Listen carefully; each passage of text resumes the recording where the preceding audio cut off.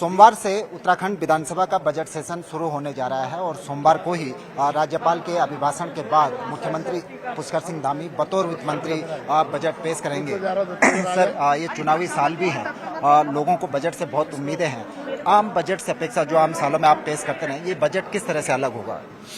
नहीं, देखिए, हमने हमेशा से प्रयास किया है कि बजट हमारा उत्तराखंड के हर वर्ग को लाभ देने वाला हो, हर वर्ग की सहायता करने वाला हो, हमारा इंफ्रास्ट्रक्चर अच्छा बने, हमारे विकास के काम तेजी से आगे बढ़े। नए विकास के कामों के लिए भी बजट में प्रावधान किया गया है। बाकी तो कल बजट प्रस्तुत होगा तो विस्तार से वो आ जाएगा।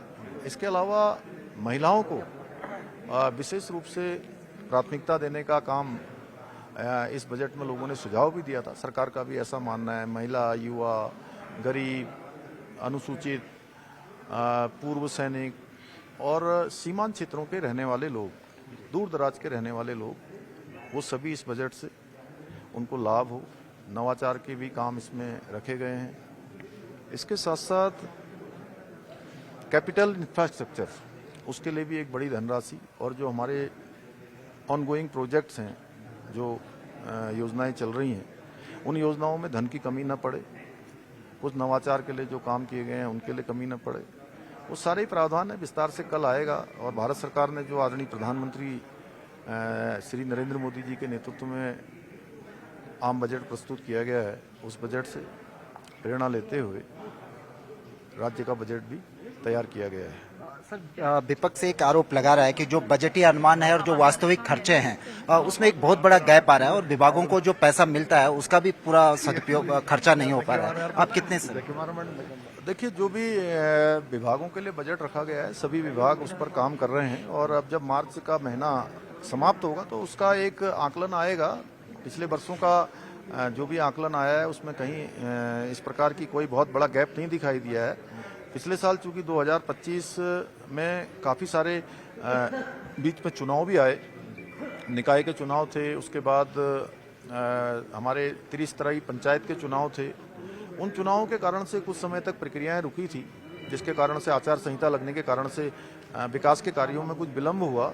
लेकिन इस वर्ष तेजी से काम हुए हैं और मैं समझता हूं कि जब महीना पूरा होगा, ये वित्तीय वर्ष पूरा होगा, तो सारी स्थिति स्पष्ट हो जाएगी। सर, पिछली बार हमने देखा कि यहाँ पर विपक्ष ने रात बिस्तर लगा के विपक्ष यहाँ पर सोया रहा, क्योंकि ये चुनावी साल भी है और इस कार्यकाल का ये अंतिम बजट होगा।